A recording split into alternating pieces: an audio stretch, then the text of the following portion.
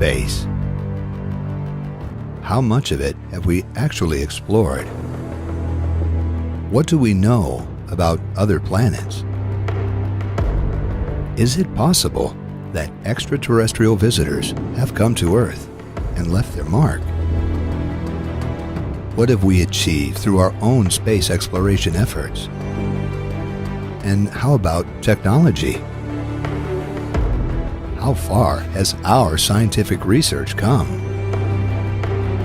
Have we reached the limit of our scientific breakthroughs, or is it possible to go even further?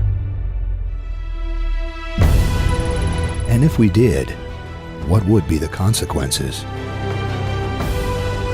If the secret space program does exist, why is it hidden from the public?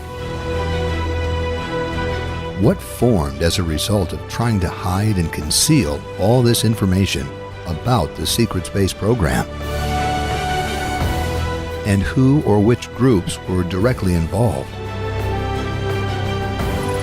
Also, is there an alien technology being used against regular citizens throughout the world unknowingly?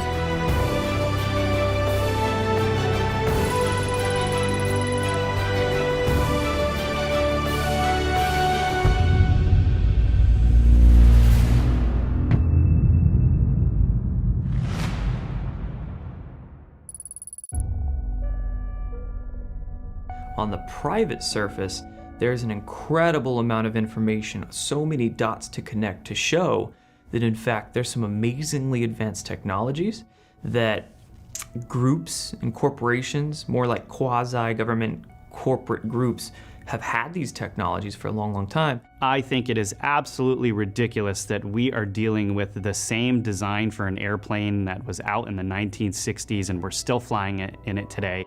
Meanwhile, the computer chip in your phone is more advanced than the computer chip in the plane any day of the week. It doesn't make any sense. They have this technology, they're holding this technology back. A lot of it has to do with money. It's just unnecessary. I'm not necessarily a big advocate that humans should have an enormous amount of technology, as I stated before, just because I think we would be sloppy with it. But it is actually really ridiculous that a lot of technology that could help is being held back. Certain technologies that could heal people, that could help people advance, either their bodies or even spiritually, is being held back. And I do think that we're owed to know what is out there if it can help. So what I understand about the secret space programs, there's a lot of bartering going on, a lot of mining, and a lot of different technological exchanges. And with the amount of different agendas that there are, in the higher levels of the secret space programs, they don't need currency. It's all more about barter and enslavement. Well, really, there's kind of two sides to this. On one side, maybe we're not capable, more like morality-wise, of even handling this kind of technology. Honestly, I can't see us, like our society today, having that kind of power. People will just kind of do all kinds of things that they probably shouldn't be doing. There's that old saying, which a lot of people thought originated from Spider-Man, but actually it comes from the Bible. And with great power comes great responsibility. So in some aspect, I can understand why this technology is being suppressed. Now, there's a whole other side to this, which is there is this evil, I guess you could say this evil faction that does want to control and suppress a lot of people and use this technology against us. Now, the question is, who exactly is this evil faction? Is there really a group of people who are actively suppressing this alien technology? And if so, then who are these people? And when did this start happening? At what point did it reach the United States? To answer this, we'll need to go back to post-World War II. And then in 1997, on the 50-year anniversary of Roswell, a new whistleblower came forward, Colonel Philip Corso. And Colonel Philip Corso confirmed everything that I had already been hearing about for the last 4 years and had told many, many witnesses about. I'd already written about it in my private journals as well.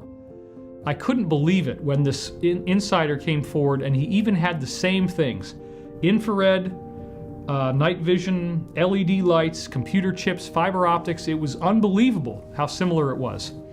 So with that in mind, we have to understand that the technology that we know and love today, such as the internet, our smartphones, it's all derived from extraterrestrial technology that did not originate on Earth at all, but was given to us ultimately for a particular purpose.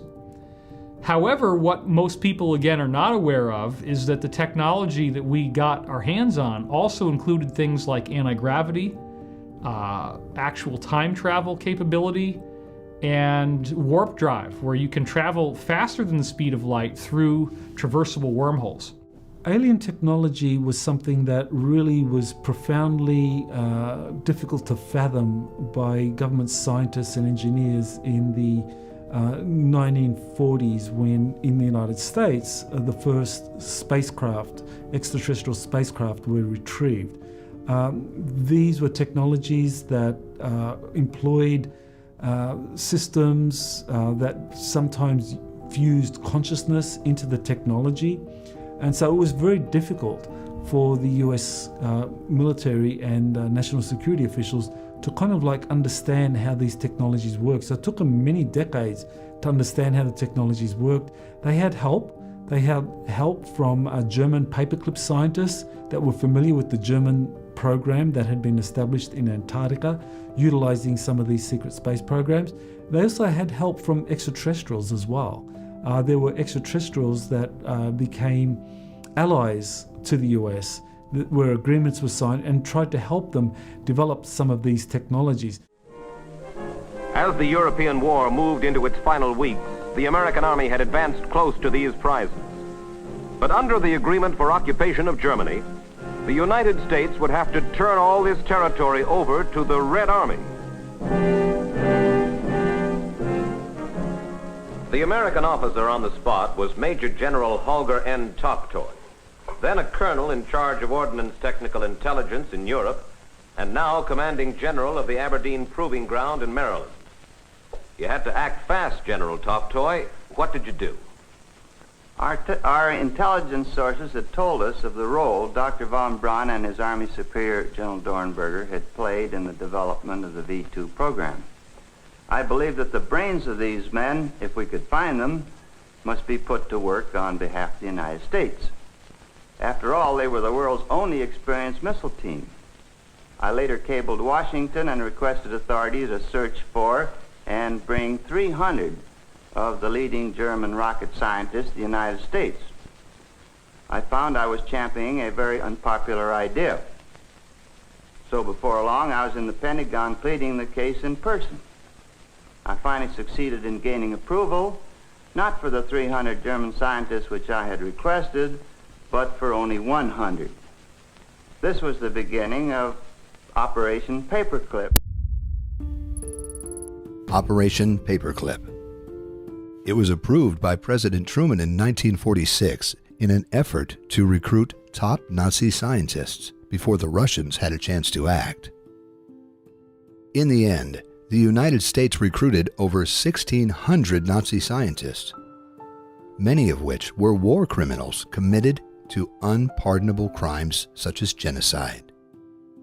The CIA and FBI secretly sheltered many of their names from the public out of fear of public outcry. Now, when people hear about Operation Paperclip, a lot of people in the mainstream society who maybe don't know our true history dismissed it as purely a conspiracy theory. But honestly, this was a real operation in which hundreds of former Nazi scientists were recruited by the CIA.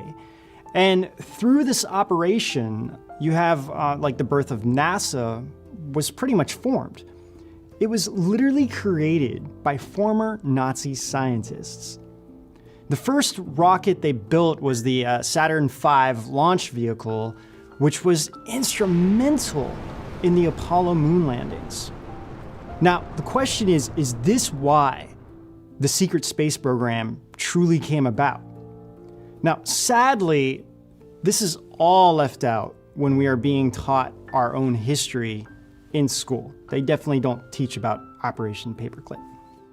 And of course, what they were working on didn't stop at NASA. Nope. These former Nazi scientists eventually got incorporated into other jobs throughout our society, such as banking, teaching, industry leaders, aerospace design, the list goes on. Many of these scientists were known to have committed horrendous war crimes, like experimenting on live humans with biological weapons, but very few were actually prosecuted. This went on up until about 1990, and some say behind the scenes, these former Nazis are controlling many things in our government, which sounds kind of like Hydra in Captain America: Winter Soldier. Many say that when NASA was first created, it was only a public cover for the real space program, which was operating secretly behind closed doors.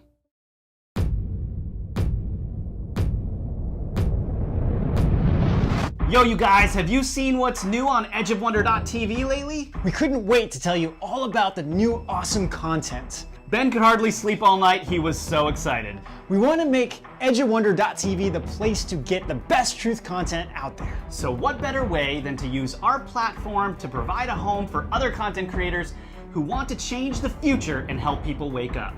We will now host exclusive new series like Ascension Teachings with Peter Maxwell Slattery to discover your spiritual potential. Worlds Within with Simon Esler delving into modern-day warfare of the mind. And The Human Experience with Deanne Adamson, whose mission is to help people heal from addictions. And we're just getting started. You got that right. Our mission has always been to help people think for themselves and know the truth. To be in charge of their hearts and their minds and to choose a future of positivity and compassion. So subscribe now and don't miss a single episode and become truly awake. And we'll see you out on the edge.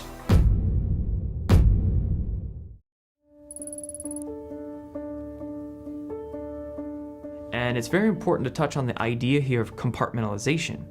People might ask, well, how the heck are these secret space programs kept so secret if they're, so much money goes into them and the technologies are so incredible and they've gone on for so long?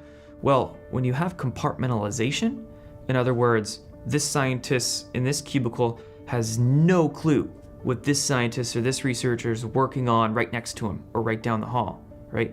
And when you're working on these particular projects, you're just working on one tiny piece of it. So you could be working on a tiny little section of this part of the craft or the engine or the cockpit or whatever the case. These scientists might think they're working on a part for the International Space Station. They could have no idea that they're actually working on a part for a secret anti-gravity craft that's going to be built, With compartmentalization, you could have thousands and thousands of people working on this one craft, but you could only have, maybe 3 or 4 that know the big picture of how it's gonna end up as the end result. Great example is the Manhattan Project. We had tens of thousands, if not 100,000 different people working on the nuclear bomb. None of them had any idea what they were actually working on until the first nuclear bomb was dropped. So compartmentalization is key to understand how these are kept secret. There's so much money that's gone on to them. This technology is just absolutely mind-blowing, and it's very much real. So in the summer of 1947, the National Security Act was signed, which basically is the birth of the NSA by President Truman. And like I said before, you have the CIA and the Majestic 12, which were all formed in the same summer that Roswell happened. So here we have former Nazi scientists now heading many areas of our own country and literally hiding this from the public. But what people don't know is that there is a lot of UFO crashes between, around like 1947 to 1952. And one of them in particular was even bigger than Roswell, but not many people talk about that one. Now, Truman needed to have a secret group that could operate outside of Washington. And from my understanding, really, this is how Majestic 12 came to be. A group that could bring in this alien technology and study it without being bothered by anyone. In the past, the advancement of technology was always thought to be a positive force in the development of our society. With the emergence of more convenient and technologically advanced ideas such as wireless communication, smartphones, portable TV, or round-the-clock tracking software, Who could deny that technology could do anything other than improve our lives? But is there more to what can be on the surface? Could there be a more sinister reason for developing this technology? And is it possible that this tech could be used to harm people? And if so, what would be the reason? I first started to notice the targeting in 2012 during a divorce that was starting to happen between me and my ex-husband, well, now ex-husband, and that's when I first noticed the targeting. Targeted individuals, or simply TI. Who are they? How have they been targeted? And for what reason? Could technology be used for a darker agenda that's set in place to target humankind? A targeted individual, or a TI, is a person who's been targeted for individualized harassment. In other words, they're someone who has unwittingly been placed into an extensive program to manipulate and control them. The ultimate goal being to ruin their life. Now, the common denominator is typically someone who has gotten on the wrong side of a government institution or a powerful person. At base level, a targeted individual has become an enemy of the state. To a certain degree, every one of us is a targeted individual. I think the motive of my targeting had to do with a revenge or a hate crime. My ex-husband, he's kind of a powerful person, and he had told me, when we decided we were going to get a divorce, and he had said, "You have no idea what I'm capable of." And when he said that to me, I'm like, yeah, everybody says that, you're just angry. But he was right. I had no idea what he was capable of. My ex-husband works in the aerospace industry, and his company is contracted by the Department of Defense. There was multiple people involved in this targeting. I had got poisoned a year and a half ago. What are the effects of being targeted by certain technologies, and in what ways does it affect the human body? Within the targeted individual world, you also have a lot to do with energy weapons, with non-lethal weapons, they call them, that are meant to instill thoughts or fears inside of you. Now, as a remote viewer, you can feel this happening to you, but there was other occasions when they were remote influencing us that it felt like they were directing energy weapons at us. For instance, you would begin to feel this very intense, dark, horrible, death is imminent at any moment, start to flood through your body, and you could not stop it. It was like being hit with an extremely high-powered electromagnetic pulse. And I had like shooting pains in my lymph nodes, my neck right here and under my armpits. And I knew that, he had poisoned me, and I didn't know the reason why that was done. So I knew that there was something, that was put in my body. I just didn't understand what it was, and I've always wanted to know. But at this time, when he did this, I had knew a bunch of experts because I've been, helping other targeted individuals. So I contacted a doctor who is a toxicologist, and she's an expert in nanotechnology. And when I talked to her, she had told me, send me a piece, your hair follicle, and I'll test it for you. And I sent it over to her. It took about 3 weeks until I got the test results back. And she said I had tested positive for nanotechnology and gamma radiation and about 5 or 6 other drugs. Let me explain a little bit about the semiconductors. They're not actual chips like you would see in the movies. These are made with your own material.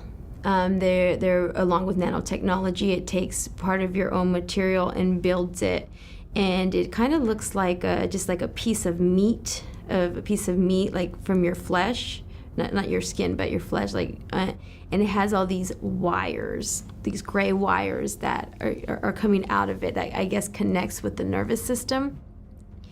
And the places that I do have the semiconductors, it kind of flutters or pulsates, and just like mostly the one on my foot, that one pulses the most. Another part of the technology was they were pulling my consciousness out of my body, and which is very scary when that's happening because that doesn't happen to me anymore. And also it feels like when you're being hit with these directed energy weapons, it feels like it's like a blast to the head where it's like pressure and heated, and it comes in through here, and sometimes it'll exit out through this side of the brain, and you can feel tingling and like your brain is actually moving.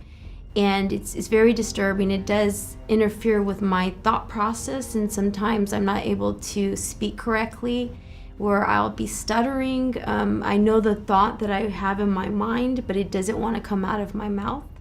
And being a targeted individual basically means that the ones doing it want you to know that, well, you're targeted. You know, the whole intent of this is to completely ruin your life.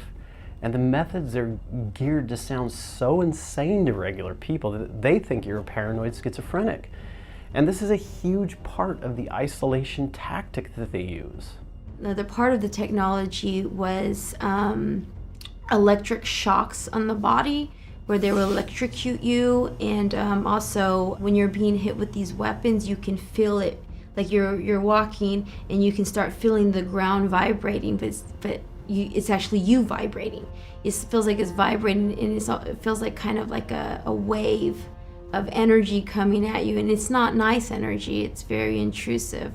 And then that's when they're able to speak to your thoughts and respond to your thoughts, and they're not nice. When they talk to you, they're not always nice. They do play the good cop, the bad cop. Like even today, right now, they're trying to convince me that they're helping me, that they arranged all of this, and it messes with your mind, your thought. Like you don't know what's real.